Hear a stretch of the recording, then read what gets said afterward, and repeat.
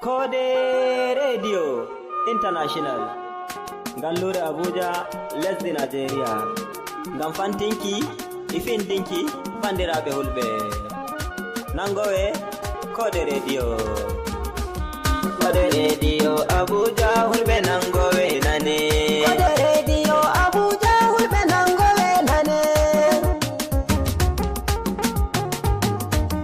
inde Allah jomirawo fuɗɗiray mi gol gimol jomirawo gaɗɗo leddi waɗi kurɓe delleñol Kode Radio Abuja hulɓe nangowe nane jomirawo wawanan hande magam mima Kode Radio Abuja lelanay mi walliram salati taslimi ma jomirawo tan waɗoy ɗonto annabijo jagorɗo tagle duniya Kode Radio Abuja hulɓe nangowe nane alihi sahabu en maɓɓe watta ɓe to nder ɓe tokki lilago maɗa ɓerde go ona ɗiɗi Kode Radio Abuja bo o yiɗi duniya Kode Radio Nigeria kam fulɓe ɗum waɗa Kode Radio Abuja hulɓe nangowe nane inoddi o bandiraɓe kettinane Kode Radio gam ɗowtore men on nani gannayti taskaranje hulhulde nangowe Kode Radio Abuja wallahi on nanay Kode Radio Abuja hulɓe nangowe nane kubaruji nangowe Kode Radio on nanay funo windare fini on nanay bandiraɓe Kode Radio gam hulɓe ɗum waɗa on nani en gettu jomirawo fulɓe yiwi Kode Radio Abuja hulɓe nangowe nane noddi en bandiraɓe nangen Kode Radio ɗi woodi ɗawdal men pato nder ɗi woodi taskaranji ɗi beydonta den to nder taskaranji famudinayi nder Kode Radio Abuja hulɓe nangowe nane taskaran jamuɗen resku e nder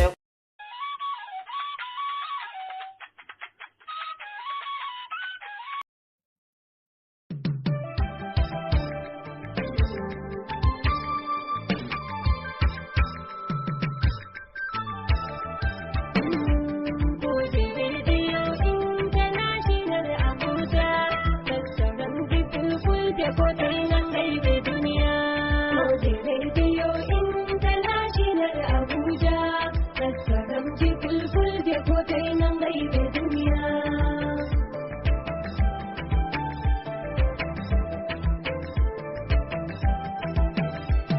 Kode Radio International Abuja, Sudu Radio Kado fulɓe sai bamaga, tattaran zimaɓe fulfulde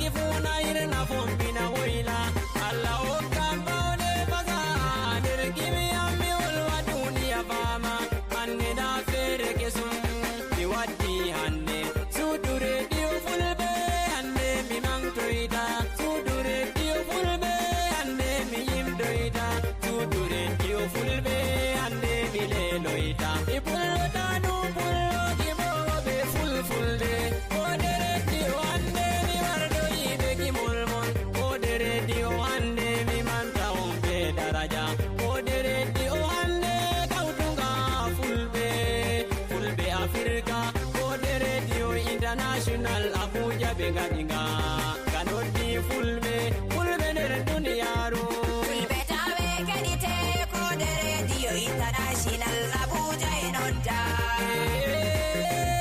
hanga jawɗum millongimoɓe fulfulde gonɗo ha Nigeria mi latti gimomo kajanowo fulɓe mi yimta kode rediyo Abuja international fulɓe tawe keɗite kode rediyo international Abuja e nonta belɗum mi fuɗɗiray be yimɓe pullomo barka kajanowo fulɓe gonɗo jaman uwowo rediyo jamus kanko on waddani en kode rediyo international Abuja mi wi on kanko on wani Usman Sehu Usman Sannu Usman Sehu Usman mi yetti Usman Sehu Usman mi manti Usman Sehu Usman mi wanni dorɗijo kajanowo fulɓe fulɓe tawe keɗite kode rediyo international Abuja e nonta hande ayye belɗum Usman Sehu Usman omni fulɓe duniya wonɓe Afrika fulɓe nder Nigeria Usman omni onɓe fulɓe lesdi Cameroon fulɓe Mali fulɓe Niger fulɓe Burkina Faso on fu on gomnama Usman yetti on fulɓe Sierra Leone ɓe fulɓe Ghana mi omni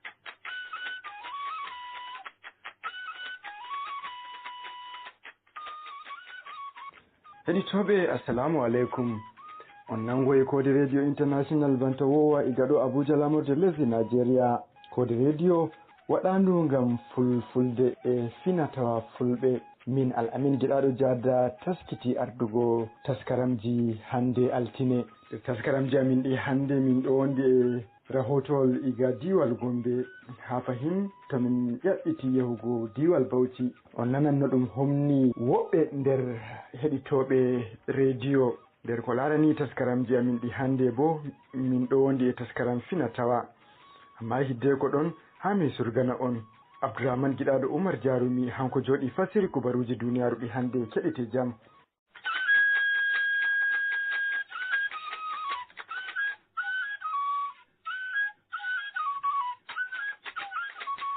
Assalamu alaikum jamare nda kubaruji jangane ɗon Abdourahmane Giɗaɗo Oumar Jarume aran nda horeji nder maji ardiɗo Bola Ahmad Tinubu mo leddi Nigeria holli sono mako ha dow halkugo yimɓe ha fe'ano diwal Niger haraka siyasa fuɗɗama ha leydi Guinée Conakry ɓawo nde horejo Mamadi Doumbia hokki umrore ɗum fuɗɗa harakaji siyasa o nanay wigo mobgal Hamas yettiri lesɗe julɓe e wallugo ndi nda kubaruji ɗin ɗi fumaji ardiɗo Ahmad Bola Tinubu mo leydi Nigeria holli suno mako hado mayugo yimɓe ha diwal Niger ɓawo nde tanka gonga futti nden nga halki yimɓe ɗuɗɓe ardiɗon wangini ngolɗo ha o umri ɗum hoca laabi faddode ngam ta fe'anongon meta o umri nawniɓe nyawde ha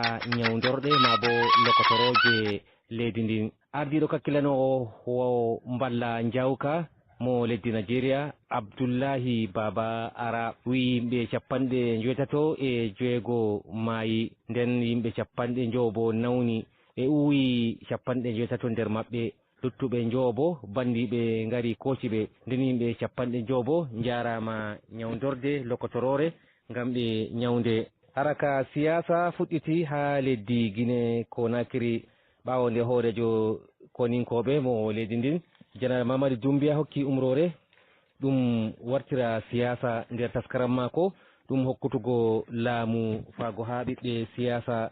harka siyasa warti ha jam'iyaji feere feere gaɗata moftorle suɓugo ardiɓe. jam'iya suudu radio Mamu ndu leydi Guinée Conakry andi wiigo jam'iya andiranga Union démocratique du Guinée suɓi Alhaji Mamadou Silla ha nder suɓi subtugo ardiɓe darantoɓe jam'iyaji.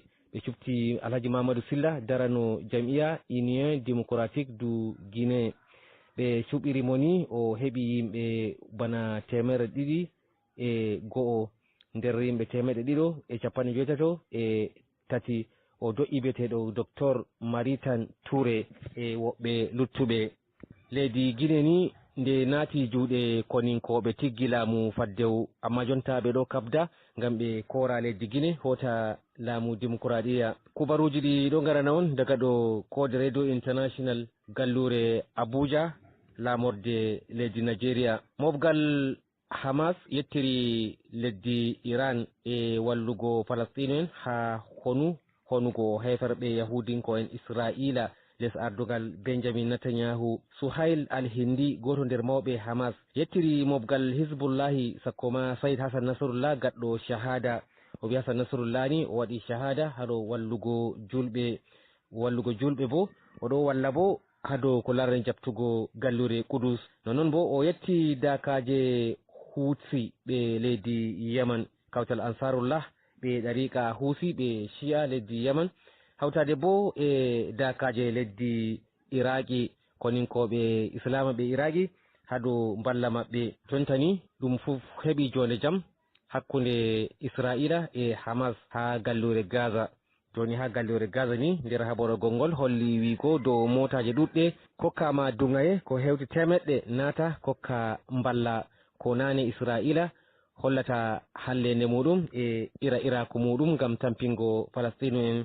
hande ɗum hunni ardiɗo America Donald Trump mo leydi America hanko wonta ardiɗo leydi America mo 17 wato 49 o rona e ardiɗo Joe Biden. ardiɗo ni o suɓama ñalde juwabre lewru 11 hitande 2024 nde o suɓama bo o waɗi alkawal o ragginay habre hakkunde Rasha habre hakkunde Palestine.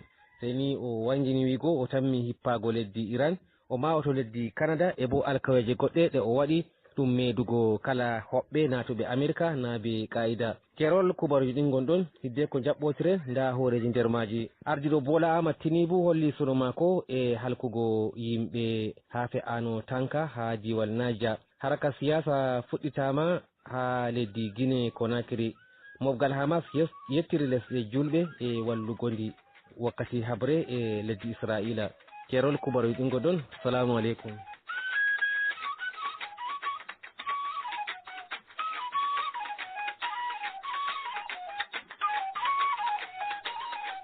To a yettama giɗaɗo Umar Jarumi enanta kubaruji duniyaru.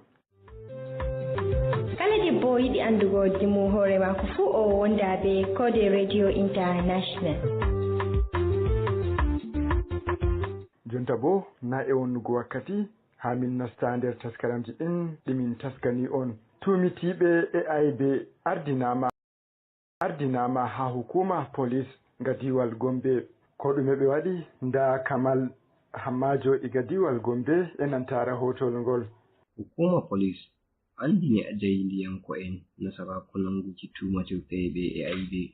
tumatirɗeɓe ɓen hawtaɓe e tumatirɗe aybe Nguyika Fasol e wujjuɓe himɓe ardinama ha lisal police diwal Gombe. wa'annan matasa ko mutane da aka kama da wannan laifuka daban-daban laifuka ne wanda an aikata su a ƙananan hukumomin Gombe daban-daban, ba laifuka bane wanda aka aikata su a iya ƙware cikin Gombe. DSP Buhari Abdullahi andini jaydiyanko'en nasaraku ɗum ko limtata tumatirɗeɓe e aybe ɓen enta aybe e ɓe tumatirɗe. So daga cikin laifukan kamar yadda aka buƙaci in yi maganar su da Hausa akwai laifuka wanda suka haɗa da karɓan kayan sata, haɗa baki da aikata sata da kuma karɓan kayan sata, wanda ya shafi wanda suke satan shanu na mutane domin su sayar. nder tumatirteɓe e aybe ardinaɓe ɓen hawtama e tumatirteɓe e guyka ga'i nangaɓe mato bos koɓe hosirte ga'i hujjaɗi e tumatirteɓe e jaftuki gilangeru matirtongol e wujjuki himɓe tefa ceede yoftondu en takaiɗinoɓe himɓe dogga e ceede ha banki. Ita wannan mace mai suna Aishatu Jibir wadda ake kira da Dikko, 'yar garin Dukku Local Government ce, kuma abin da ake zarginta da shi shine ba da labarin sirri ga waɗanda suke aikata laifuka na kidnapping, informa ce. So saboda haka ana kan binciken kes ɗinsu, kuma an kammala za a gurfanar da su gaban kotu. Sai nder tumatirteɓe e wujjuki himɓe jaɓa ceede yoftondu holluɓe e Kode Radio Enter TV International dayni ko'e maɓɓe e kuugal ngal heedi ɓe wiyata. Ndam Aishatu Jibril. Aishatu, to ko waddi ma pellel woni hannde? Ko waddi am ɗo ɗum waɗani am zargi, mi anda ko ɗume. Mi ɗon fellere suudu am, mi ɗon waali ko julki mi juulaayi, ɗum yahi ɗum nangi am, o yaari am Dukku. Amma ɓe mbiya ɗo hokka wujjude himɓe. haramun bayidu, wala ko mi andi, min wala mo mi yaadata alaga goɗɗum, wala ko mi andi ko fu ceedi am. Sannan bo yimɓe ɗan sanda en ɗo ɓe yahi ha suudu am ɓe binciki ɓuramin pat, ɓe yaadi be yaya amma ɓe binciki suudu am pat wala ko ɓe tawi ha suudu am. Min kawai mi andi ɗum ɗo waɗana am zargi on, wala ko mi andi. Nangugo ɓe hunde feere ɗum ɓe yaaduma police station ɓawo ɗo ni na? Min kam ko meeɗi yaaruki am police station ni ɗum wujjini am gude, sey bo ɗum ɓiya pendo am on he min jahi ɗum cernani min caka amin be maako o ɓi'i am ceede am, shikenan banda ɗon mi meeɗa yaaki police station. Wannan koro mbiyetemi. Koro ayama heedi hukuma ko waddi ma ɗo? Ko waddi am ɗo e bange hukuma Jalo wannan Alaji Gagar tettimmi wimmi wi ɗum debbo o waɗay kidnapping yimɓe nayo, hanjum ɗum tettirinmi ɗo. Jalo bo min ɗon gaɗa harka luumo magani, mi ali feɗɗaki magani e muɗum waɗi mi sharri har ɗum hewtinanguki debbo, wala ko min andi e barkama caka ɗon. DSP Buhari andini wiki ɓe noti aybe maɓɓe ha hukuma ngam ɓawo hukuma ngam tokkiti bolle maɓɓe ta gilangeru matirtongo e wolwate no ɓe sendirta ceede e mashin ɓe wujji ha ɓaade no ɓe haɓi wujjuki. Kala hefta ɗum hawti e mato bos, ngaari, mashin, babur, gilangeru matirtoɗi, ɓoggi hiite lantarki, mabo amon kebul e labbi. Kamal Hammajo, Kode Radio Enter TV International, iga diwal Gombe, Nigeria. Kala yoloma fu daidai jamdi joyetati yago joyetati be reta jamma miɗo nana kubaruji Kode Radio International. Kautal fukaraɓe Najeriya lisal diwal Kebbi mani gomnajo diwal Kauran Gandu Abubakar Malami Bagudo hanko hautani amin rahotol gol iga Kebbi Najeriya. Kautal fukaraɓe leddi Najeriya Nukes mani gomnajo diwal Kebbi Dr. Nasiru Idris Kauran Gandu dow kuuɗe ɗo waɗi haro hokkugo bawɗe yaago jande e fukaraɓe ɓiɓɓe salkale. Wata jawabu horejo kautal fukaraɓe leddi Najeriya lisal jiha Kebbi Comrade Isa Suleiman Libata wangini wigo Kauran Gandu waɗi huko hani ko ceede naira miliyon temeɗɗe capanɗe jeetati e joyi yaago to ummatoje hokka ɓiɓɓe muɗum yaago doggina shanu jande e lesɗe yaasi musamman e lesdi India. Wakkati wata bayanu kanko Suleiman Libata on horejo fukaraɓe kaduba lesdi Najeriya ni kes o yi'i seko wala fa Kauran Gandu walli sanne sanne nden bo hokki ceede ko naira miliyon wato capanɗe joweeɗiɗi kanum bo ko ɗum wallata haro jahal yeeso jande fukaraɓe e bo gaɗoɓe wato federal mako musamman e arati ko gaɗol bindol wayek hawtade jam ngam ɓe keɓa nasaraku doggingo jande maɓɓe. Suleiman Libata o yehi yeeso wiigo kanko Kauran Gandu kaniɗo mane noon nokkuje feere feere.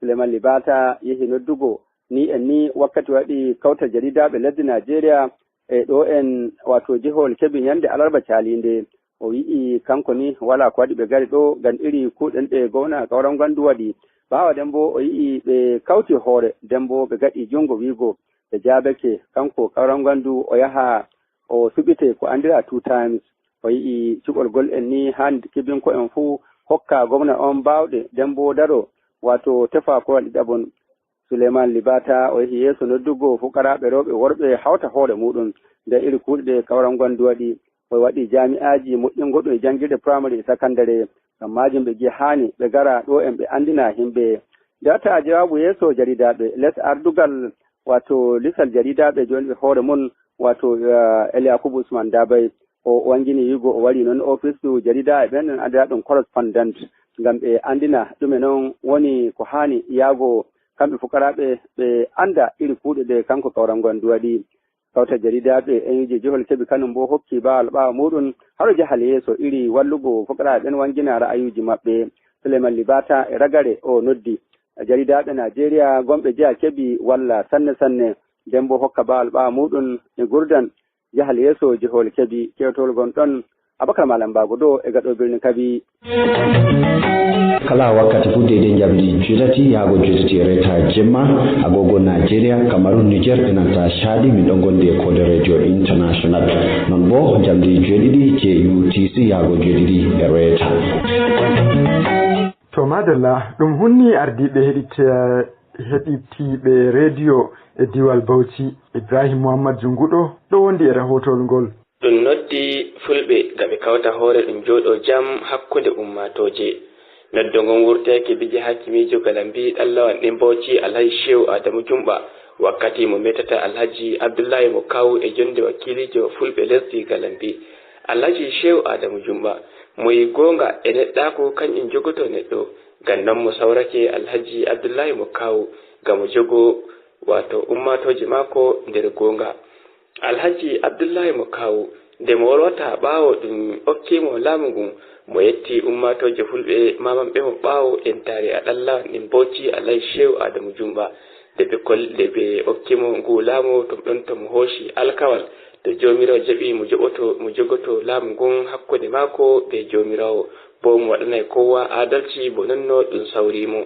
Nde mo wolwata hanko ma nder sobiraɓe Alhaji Abdullahi mo kawu Alhaji Abdullahi arɗojo gunduma Turum mo yetti bandiraɓe ɗon to moyi seko wala Alhaji Abdullahi mo kawu ɗum neɗɗo dariɗo darde shokku kañum waɗi maɓe li'imo bije hanko ɗallawan ɗin Bauchi Alhaji Shehu Adamu Jumɓa gam yiki wato mo metama e jonde wakkilijo fulɓe Ibrahim Muhammad Junguɗo Kode Radio International diga Bauchi Nigeria.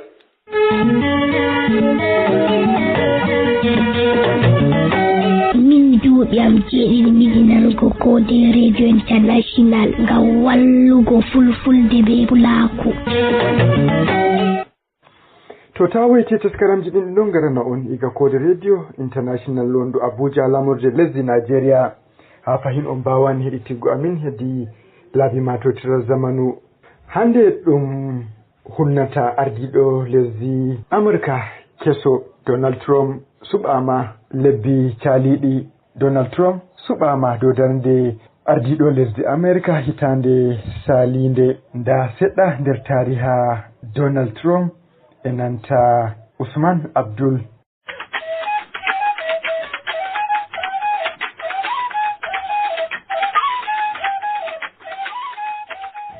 Allah bokal do Usman Abdul kanjum wi an yiɗi waɗnede tariki Donald Trump. Donald Trump mo fini 14 juin 1946 ɗum waɗi New York. Mo homme d'affaires milliardaire, mo animateur producteur télévision, mo homme d'état Amérique, sadi mo laaminoki leydi Amérique joni bir kanko gagne woteji Amérique. Mo membre hono parti républicain américain. O laatiki 45e président des États-Unis. Ɗum woni président capanɗe 4 e njoɓe Amérique. Ɗum woni 20 janvier 2017 9 janvier 2017 faya 9 janvier 2021. ɗum woni woteji ɗimo adino laamaji ɗum komo laatino nanda makko goto président ko joni mo wattama 47e président des États-Unis ɗum woni teji gaɗɗi joni ɗi 2 novembre 2024. kanko Donald Trump mo ɓi promoteur immobilier woni gollowo kibaru hono cuuɗi mahowo luwotoɗo ɗe mbiyete immobilier bamma kon e Fred Trump kanko Donald Trump mo jangi nokku école mbiyete Wharton School gonɗo Pennsylvanie hitande 1971 nden mo nangi hoore entreprise familial entreprise galle maɓɓe mo change inde mum o indiri entreprise of the Trump Organization gilla nden mo darni hono ko mbiyete empire économique dow hono maade cuuɗi e sodde bâtiment ŋaji jogiiɗi darje so kaari hono suudu makko mbiyeteeni Trump Tower jogiino darje Amérique sanne e kañum sodde immeuble ŋaji hono caggal Amérique hono leyɗe étranger omo jogii casino ŋaji hôtel ŋaji luxe e kañum e terrain ŋaji golf mo waɗi investissement ŋaji kewɗi ley hono sport ley hono média ŋaji hono réseaux sociaux ŋaji ko nandi e ley hono concours de beauté woni miss ŋaji les politiques mo naati les politiques à partir de 1987 mo naati les partis républicains duuɓi ɗiɗi caggal mum mo yalti parti républicain mo naati parti de réforme caggal mo laatino opposant farouche président républicain mbiyeteɗo George William Bush ley laamu mo naati les partis démocrates mo wirfiti kasi mo warti les partis républicain hitande 2009 omo waɗa critiqué politique démocrate ɗum woni Barack Obama nde laamunode nde Donald Trump ɓamino anniya wi lattoɗo candidat woteji présidentiel hitande 2016 gaɗɗoje Amérique nden mu hewɓe nanguiray ɗum sérieux ko observateur en hewɓe miila Donald Trump ana laamu